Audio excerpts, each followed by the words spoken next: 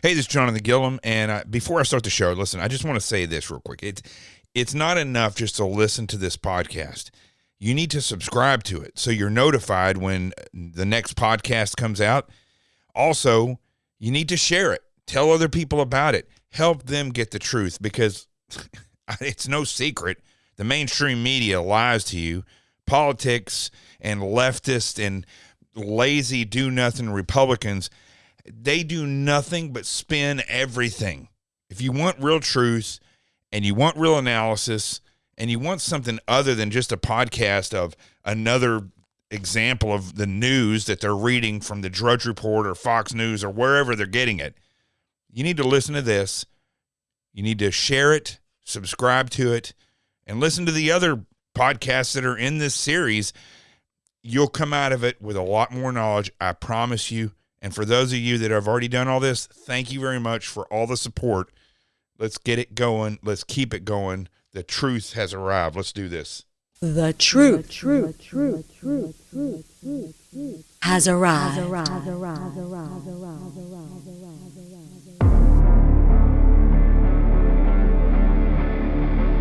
My name is Jonathan Gilliam, and this is The Experts.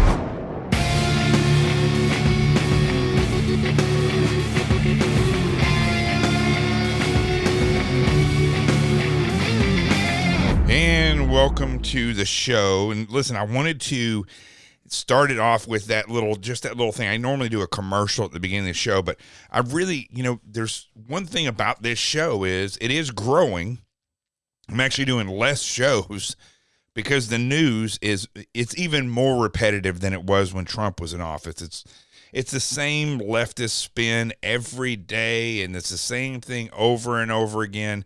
They just have a voice to say things other than salacious stuff about Trump, which every now and then they still say that. But overall, the news it's very predictable. It's full of lies, and as I always say, there's stories behind the story.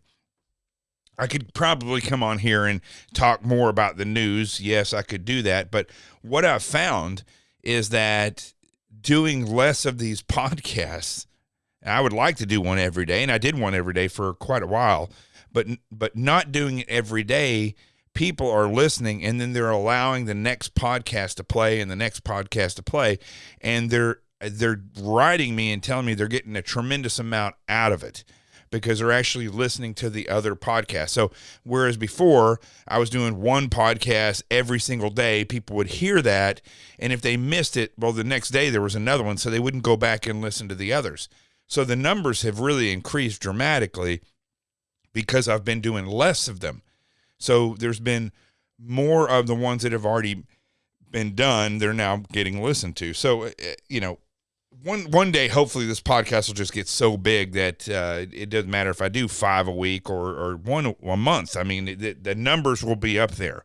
And that's what the goal is. The goal is to get people to subscribe and share this show, so you're notified, so other people understand that it's out there.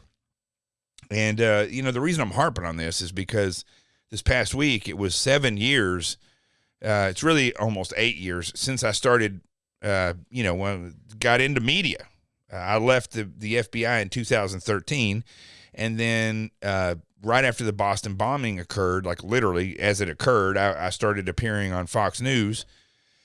And then with other things that happened, I was on different networks. I was a CNN analyst for a while, but then David Webb asked me to come over because we were both on Hannity's show, and he asked me to come over and be a guest on his radio show. And we just had a great time on that show. It was a really good conversation. And David's show used to, in the evenings, now it's a little bit more breaking news, but in the evenings, his show was always about, you would come off of that show learning something. And that kind of set the standard for how I would do things. Really, to be honest with you, being on David's talk radio show and listening to Glenn Beck and how he did his news show. I didn't really particularly, I'm not a big Glenn Beck fan when it comes to radio. I'm not going to lie to you. I think he's kind of long and drawn out. It reminds me of, I forgot what that, the one guy that has the cigar, I can't remember his name, but I'll remember here in a minute. But anyway, they're kind of long and drawn out, and it just gets boring for me. when Glenn Beck was on television, I thought it was remarkable. He did something that no one ever did before, and he would spend an entire week on a subject and would really dig into it. By the end of the week, you would know a tremendous amount. So that's where I kind of, I saw the reality of what was happening, and that's where my focus kind of started understanding that most people don't understand or see things the way I see them because they haven't done the things that I've done. So I guess now where I'm at in this podcast is that this past week, when the Facebook memory came up saying that it's been 7 years since I'd at least posted about that. It's been, like I said, almost 8 years. It really hit me because out of the past 8 years, it's really been an incredible ride. I mean, I went straight up to hosting the biggest radio show in the nation, which was Sean Hannity's radio show, because then I hosted David Webb's show after being a guest on it. I started hosting on Andrew Wilkow's show, and then Hannity, one day I would go and appear on there, and his producer asked me if I wanted to host it. Actually, Sean asked me. I guess they had talked about it, and so I started hosting his show, and man, it's hard to listen to some of those first ones, but it really set the tone for where my career in this was going, which I had not planned for. It was not something that I sought out to do. I was still wanting to operate and had started a crisis management company and was doing pretty good there. And this just kind of took off. But what's interesting is many of the same people who really did root me on to be in this and that were keying in on me for the same reason why I'm doing this now and why I started, they're also the same ones who stopped using me in large part because a couple of years ago I started really, really screaming about communism and about subversion and about the creep of communism and about the left and what they were going to do. And it's been pretty prophetic now when you look at where we are right now. I mean, it's not that I was a prophet, but I could read what was happening quite clearly once, I got enough distance away from official service in the government where I could actually see a lot of those questions that I had were answered because I saw the reality of what government is. It's a leftist movement that has 80 years of honing their expertise. And then on the right, you got a political party called the GOP that's 200 years old and solely exists to get people elected. There's no education. There's no organization.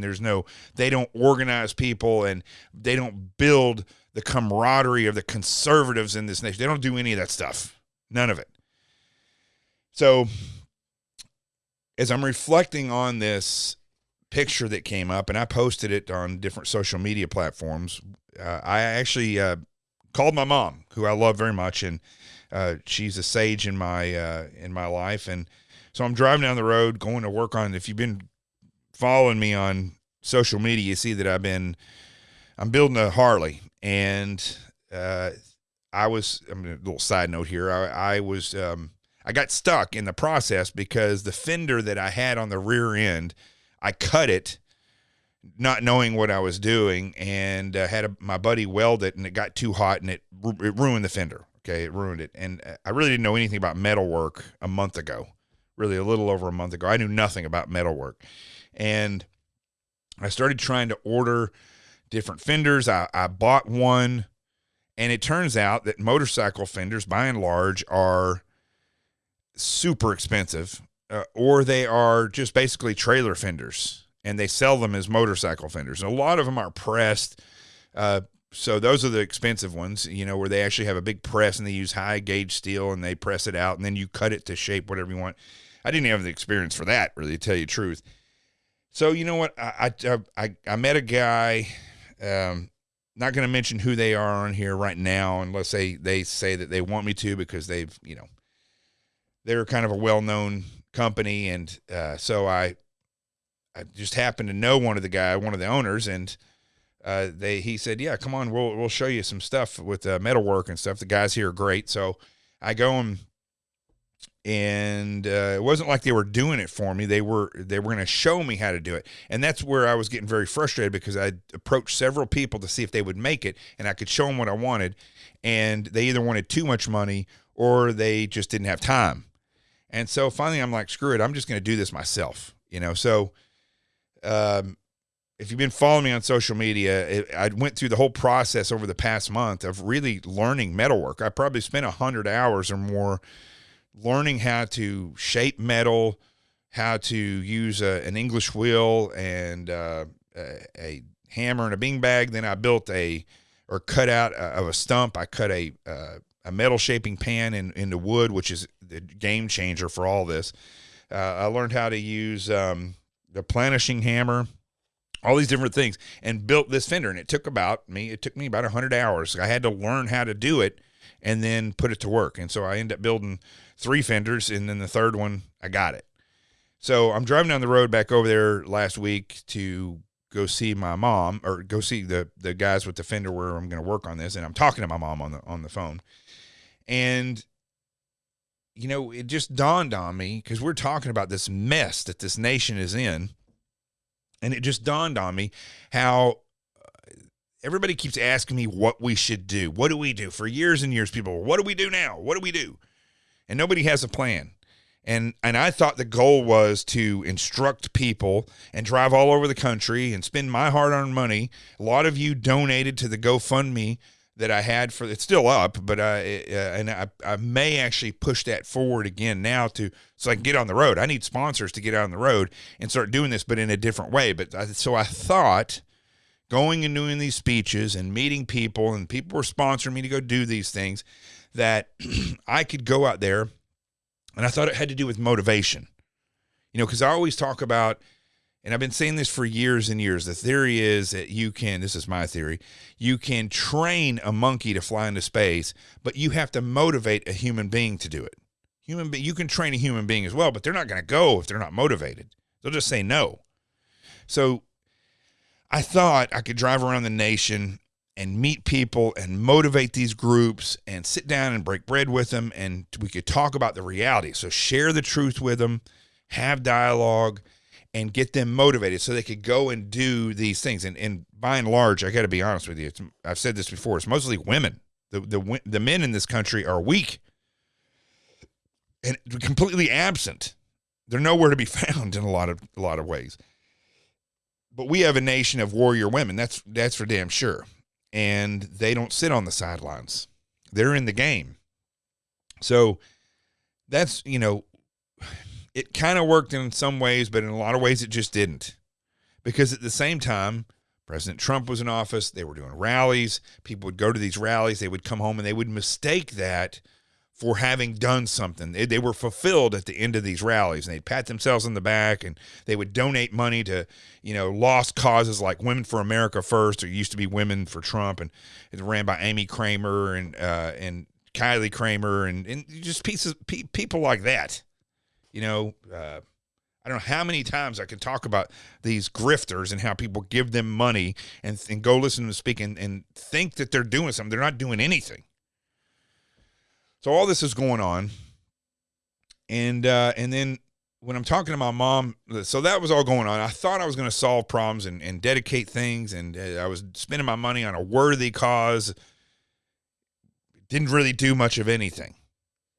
And so when this picture popped up, and I'm driving over there to work on my Fender, and I've been learning this skill, right? I've been learning this skill. This is the conversation I had with my mom. I learned this skill on how to build, and I know people are out there scratching their head saying, why does he talk so much about building a Fender? It's just a Fender. But you have to understand, in order to build something out of steel, you have to learn how to work with that steel. You have to learn how the steel functions. You need to learn how to, like, for instance, one of the processes that I did not learn through this is how to nail steel. And that's basically where you take a acetylene torch and you lightly heat up the metal before you do anything to it at all. And it makes the molecules arrange themselves because of the heat, and it actually softens the metal. Now, why do you want to do that? Well, it makes it easier to form, for one thing, but also if start to work that metal and you hit it with hammers and you roll it through the roller and you do all these different things with it, it actually starts to become hardened. So the more you work on it, in a lot of ways, it's like kids. The harder you try to work with these kids, they become hard-headed, right? And stubborn. Some kids are really malleable, but other kids, and not just kids, adults too, they become, well, actually, let's look at it this way. You take a child, right? And you warm them up to the thought of learning. They will learn very well. And then as they get older, they become more stubborn because they think they know this or they know that. And it becomes harder to teach. That's why they say it's hard to teach an old dog new tricks, because they become hardened to life. Metal is the same way. So you want to start out nailing it so it's softer. And then as you work it, it becomes harder. I didn't do that because I didn't know that process at first. And so as I'm building this Fender, as it starts to shrink, the metal shrinks. You think about when you chew gum, for instance, and you fold the gum over and then chew down on it, that you're actually shrinking that gum. And then when you bite down on it a bunch, it expands it. So you're stretching it then. So metal is the same way. You can hit it in certain ways where it folds, and then you hammer that down. Now you've shrunk that metal, and that's what helps make a curve. However, when you do that, it makes the metal harder, and to a point where it becomes so work hardened that it'll crack. And so I had to repair several cracks in the Fender as I'm making it through welding, which I also learned somewhat to do. And there's a process of how you fix that as well. And so I'm starting to learn all this stuff, and it applies directly to what is happening in this nation. Again, as I'm talking to my mom, driving down the road, going over there to work on the Fender, all this stuff is running through my head because I'd seen that picture on Facebook. And it reminded me of all the things that I've done over the past 2, 3, 4 years, 7 years, really, 8 years actually, but driving around the country and meeting all these people, and the reality of how the people are very similar to a vehicle. Let's say a motorized vehicle. We can say a motorcycle. Okay, the citizens in this country are made up, or I like to say God's people, but the citizens of this nation are made up of. They're similar to a motorcycle or a motor vehicle or any other thing, right? You have a horn. Horn plays a very specific purpose. A horn is an audible. What's the word I'm looking for here? It's an audible piece of equipment on the motorcycle that alerts people that you are there, you're coming, you're that direction, or you've arrived somewhere, or if a vehicle's coming out in front of you, you can honk the horn, or if people walk out in front of you, honk the horn. So it's an audible piece of the motorcycle. You have tires that go on the rims, right? A rim and a tire, you think that together they work together, but they're separate entities, but they work together. And the horn doesn't really work with the tires and the rim unless somebody pulls out in front of you, then you're braking and you're trying not to slide, and all these things are working together. You hit your horn and it works in a process, but they're all very important pieces individually in what they do. The spokes that make the rim stay in its circumference or in its radius properly, the weights that go on the rim, you have the handlebars so you can steer it, on so on and so forth, all these different parts, right? But you can't take handlebars and make a tire out of them, right? You can't take a rim and turn it into a horn. It doesn't work that way. Each part of that motorized vehicle serves a purpose. And you cannot you're not going to take, you're not going to take steel and melt it and put it in the tire instead of air, right? You need air in that tire. That's another part of it.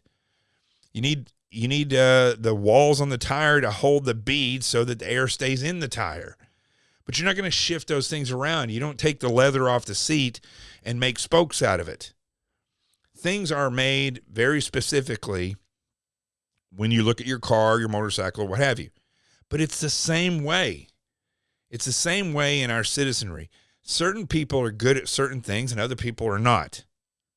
Like you can learn how, that's the difference between humans and a motorized vehicle, is a human being can learn to do other things well, but it takes time, it takes experience, it takes knowledge and understanding, and you combine all those things, you become wise in that field. But that's not the way things work now. It's one of the reasons why we're in such a bad position in this nation. You have people that think they're experts in how law enforcement should work. They've never been a cop, right? They're a social judge. They sit around and they watch these things and they react emotionally. And like, for instance, with this latest guy who is now being made a martyr that was killed in North Carolina or South Carolina. I don't know where. I haven't even really read up on the story, except for the fact that he had it's like 100-page rap sheet. For 30 years, the guy's been basically a drug dealer. And lo and behold, they're serving a warrant on him, and he gets shot. And I think people are making a ruckus about how he got shot. I don't know exactly how it occurred, okay? You had the other girl, that had a knife. The cops show up, and in 20 seconds, an already chaotic scene went crazy with a dude on the right kicking some girl in the head on the ground, and this big girl who's 16 years old trying to stab another girl, and she got shot and killed by the cops. And so people who've never been a police officer, have never dealt with these things, they're the ones who now are considered experts in media. And they're the ones who are arguing that police are out of control and that this and that. And listen, I've always said that police need to be reformed. They need to be more elite trained. They need to be made more of a part of the community, not less of the community. They need to not just expect and demand respect. They should command respect. And that's not who's hired for law enforcement. That's not how they're trained, unfortunately. But you have honorable people who step into the position. They're just not trained. The mission's not right. That mission statement that I just gave does not exist in law enforcement. It should. However, getting rid of them and crucifying, like this officer that shot this girl with a knife who did his job correctly, people who are not a spoke in the wheel, people who are functioning as a horn and they're nothing more than the grip on the handlebar. And these people are being used as experts. And the reason why they're used is because they do what they're told. And you have a problem with that. I turn on Fox News. I turn on Newsmax, which I've been on Newsmax a lot. I love Newsmax. Turning Point USA is all over the place on there. And every time Turning Point USA is on there, it's some hot girl who's in her, at the max 25, mainly because Charlie Kirk and the rest of them are out there picking these hot girls to come on there who have no experience in anything, given an analysis of something that somebody with my experience of over 20 years in law enforcement and military should be given. And they're nothing more than a shiny horn trying to be used as a wheel or a navigation system. It doesn't work. So the more my mom and I were talking about all this, the more I realized that some things have to change. And primarily, people need to stop and they need to realize their place. They need to realize, which I've had, to deal with some of this stuff recently in my own personal life and jobs, is that people need to know their place. I've had to accept that for years and years. I remember when I first got to the FBI and, I was coming from being a SEAL and an air marshal and working with Homeland Security, where people would show up and we would either be a part of an assault group that would do threat assessments on their locations, or we would be teaching these people, this is how you look at things from the terrorist perspective. I was also teaching teamwork, doing corporate stuff. And so when I get in the FBI, it was just a disaster, even in the academy. And you had a lot of ego.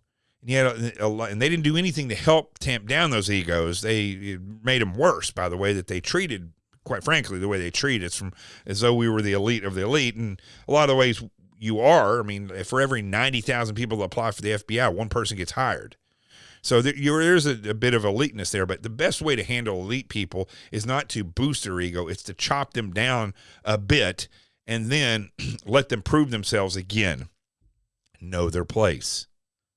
Well, I had to know my place. I thought I was going to come in there and be a great leader amongst leaders, and with all this knowledge, and I was called to be in this position. And quite frankly, nobody wanted to hear that. They didn't want to hear anything. It instantly becomes ridicule. Okay, is this another SEAL story or something? By about the third time I tried to speak up and help out, I realized, especially trying to help people learn how to clear rooms, that was funny. They just didn't want to hear it. I had to learn my place. My place was not to be an instructor there. My place was not to, my place there was to get through the FBI Academy and learn how to be an agent.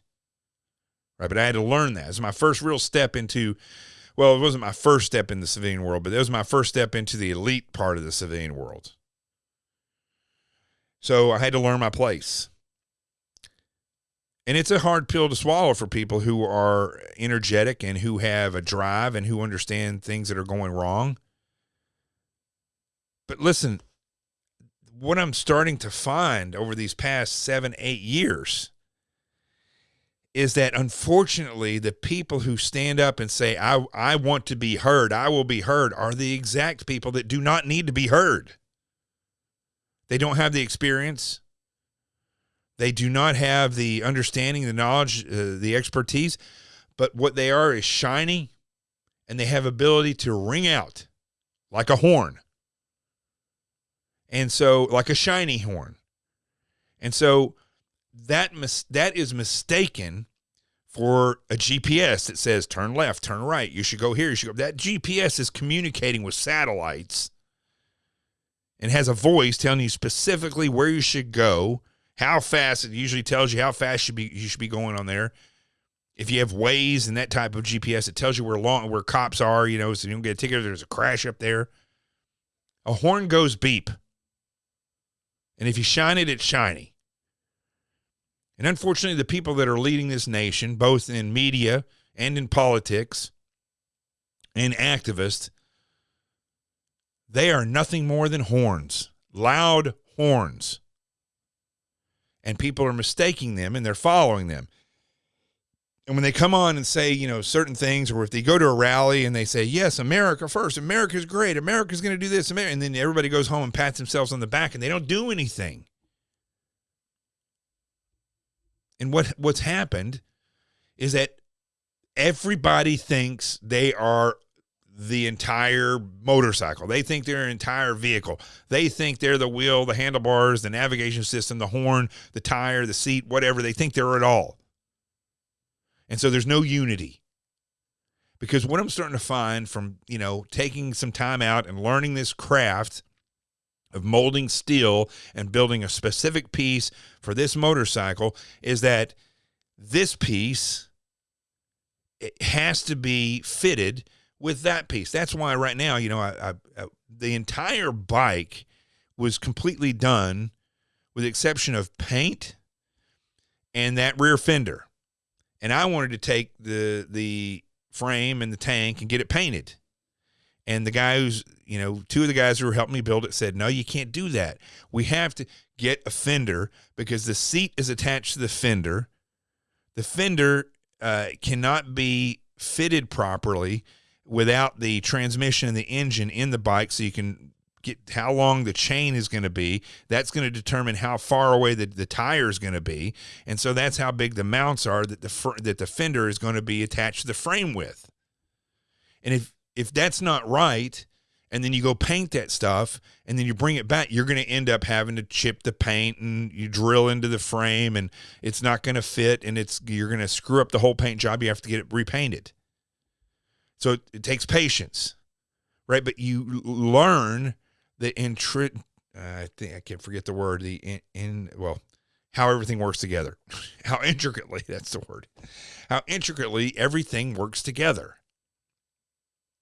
And unfortunately, the American people, because they're free, because we do not have hard lives in this nation, even in the worst of the worst neighborhoods now, besides the crime and believing that you're hopeless, it's not that bad. Trust me, if if you're poor, there are ways to get out of poverty. Well, that's a whole nother story, but whole nother show. And the government's trying to keep you, just like on Indian reservations, tied to unemployment or a paycheck that they're going to give you and determine enough so you'll never be able to live past that. Don't buy into that. But ultimately, we don't work together, and everybody thinks that they're every single part and that they can do it better than anyone else. And I've given this example before on the show. I know I gave it last week on the radio. Actually, on Liquid Lunch, I was on that show, is that, I can take any 20 Americans, any 20 people, for human beings for that matter, and I can teach them how to shoot, move, and communicate. And we can train for a month, and we can use tactics that we made up. But if everybody is excellent at those, we're going to do a pretty good job no matter what room we enter or where we go. We may not be the best. We may not be the most lethal, but we'll do quite well if we're really good at what we do. On the flip side, you could take the most hardened, battle-hardened, perfected warriors that there are and teach them all different tactics, techniques, and procedures. And if those guys' egos get in the way and everybody wants to do it their way and all they do is bicker and fight, they'll be decimated by an enemy that has very little skill. Because you have to have people that choose to work under standard operating procedures where they know their place, they organize the task and task organize, and they understand this guy's going to go left, I'm going to go right. You pull the pin on the grenade, don't milk your hand. You got to throw it. That's a standard operating procedure. You milk your hand, that thing's going to go off in 3 seconds. You have to know these standard operating procedures, and you have to follow them, and you have to train together and become really good at them. And if you are elite and you do that, you're going to be the most badass group of human beings that there are. Americans are opposite of that. The problem we have is opposite of that. We are a gaggle of free people who are being walked all over because we refuse to stand in the position where we are the best and prop the other people up who are good at what they do, because everybody wants to be famous. Everybody wants to be known. Or so many people say, listen, I'm just fed up with this. I don't want to even be a part of that. Or you do it. You show us what to do. It's very simple. It's very simple. Know your place, develop a plan, and start working towards that plan. Training together. I'm not just talking about tactics here. I'm talking about mutiny in the Republican Party. I mean, I don't think people realize how easy it will be if we get enough people together to take over the Republican Party from the establishment and build it into what it should be. It should be the same but opposite of the Democrat Party. They have done it right. They teach classes. They fund themselves big time. They do, listen, yes, they steal elections, but it's not the election. They wouldn't even be able to steal the election if they didn't own the Department of Education and been basically indoctrinating young people for over 30, 40 years. We should be doing that. We should be indoctrinating them with the Constitution. We should be standing firm. We find out that there's a leftist running your school board. It should be all hands. Every parent should be there demanding that they leave. I think what's happening in California right now with Gavin Newsom is remarkable.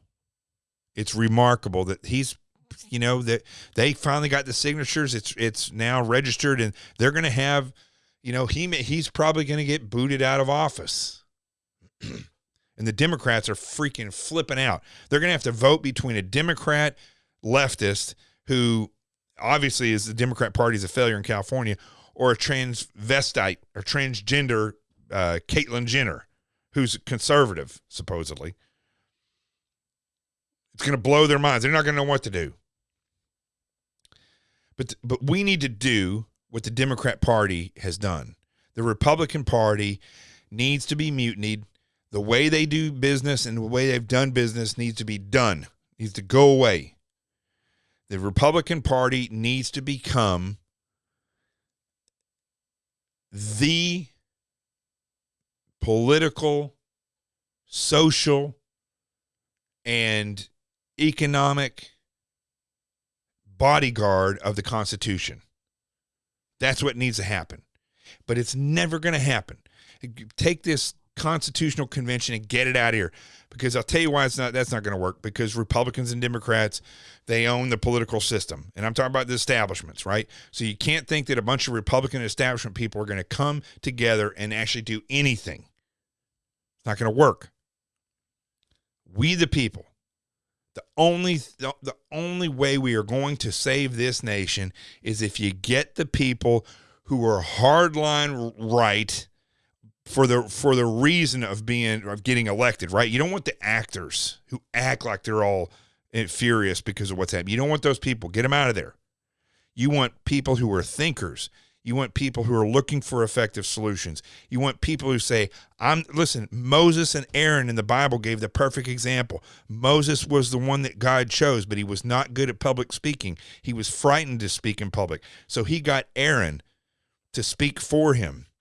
He spoke through Aaron, and he did his work. You see, they knew their place. Aaron didn't try to be Moses. Moses didn't try to be Aaron. That's what we need to be. We need to mutiny the Republican Party. We need to put people in there, and we need to turn that party into basically what the Democrat Party has done. Except we're doing it for the right reasons. We need to take over the Department of Education. All these school boards, we need to oust the leftists, the military generals. Right now, if you have a child who is conservative and is about to graduate high school, they need to go in the military. Because in 20 years, those kids can be generals or admirals or captains or majors, and they will be the ones in charge. If we don't do that now, our future is dead. I know now is a scary time for being in law enforcement, but if you're a conservative and you would do the right thing, go into law enforcement, but be smart about it. We need to flood people in there. We need to get them in there. The healthcare system. Good grief. This stupid commercial by Northwell. Let me see if I can pull it up. Northwell, which is a big hospital chain. I was sitting there watching this television, watching some show the other day. Let me type this in. I can't talk yeah, here it is. This might not be the right one. Let's see, 2021. I'm sitting here watching a show, and this commercial comes on. It makes zero sense. Listen to what they say on this commercial. Let me see if this comes up here. The default in medicine has always been man. The default in medicine has always been man. That's what this commercial says. How is that even remotely true? Listen, why are they turning this into something that has to do with, another special interest, right? Women are oppressed in the nation in healthcare. That's what they're saying. Problem is, more than half the population are women. We have been understudied and misdiagnosed for too long. Really? Is that happening? Women are understudied and misdiagnosed at a greater rate than men? I don't think that that's true. I think that the healthcare system treats illnesses. I mean, I can't see how women are underdiagnosed and mistreated by the healthcare system when they're the ones who, are birthing children, which men don't do. So there is a guarantee that a certain majority of the population, which is female, will be in the hospital at one point or another, and they pretty much perfected birthing children. Good grief. This is just ridiculous. I'll play the rest of it.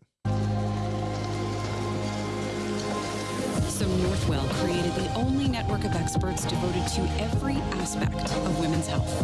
When we raise the health of women, we raise everyone. A Okay, that's just the dumbest commercial. And the girl they show is not a racial statement, but she's, of course, because they're also trying to show you that they're woke with the whole black movement. So they show a black girl who's fat, not even somebody who's healthy. I mean, I don't care whether she's white or black, but the whole thing is because they're just trying to show that they're woke. It's all Northwell Health. It's all about, we're going to break the boundaries of women being studied in health and cared for, which is a lie. And we're going to put a black woman on here because we're woke. That's what they do. Has nothing to do whether or not the girl was a talented actress. But the fact that she's not even in shape is odd to me. It's about health, and you're going to put somebody up there who's fat.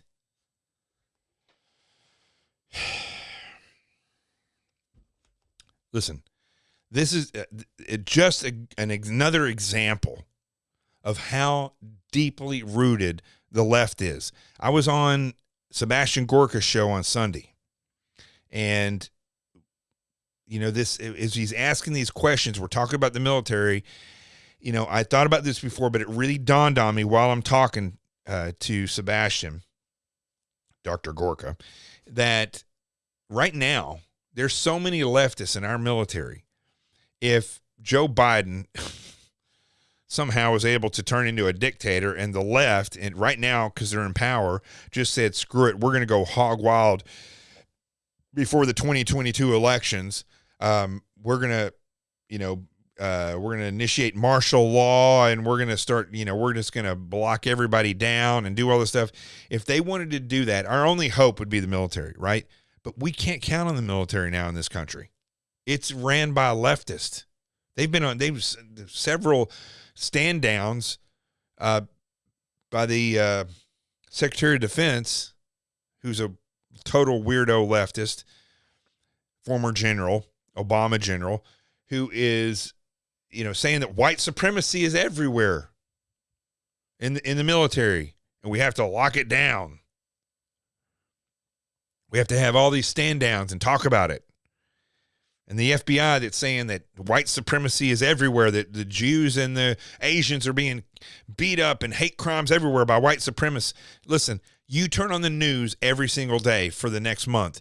If there's an Asian attack on Asians or an attack on the Jewish community, almost 100% guarantee it's going to be a black person. And I've already gone over that in all these other shows. It's because of the proximity and where the communities live, the inner city, the Jewish community in most of these big cities. The Asian community is also in proximity in downtown areas. And the violent crime is primarily committed by black males in those areas. So it's all a lie. So, okay, let me just wrap this up because I could go on and on about this all day. In fact, let me just close out the show. This will be, I always do that little commercial. If you see this little commercial, make sure you tell people that's not the podcast. The podcast isn't a minute long. The podcast is 40-something minutes long. Today, take a drink here. And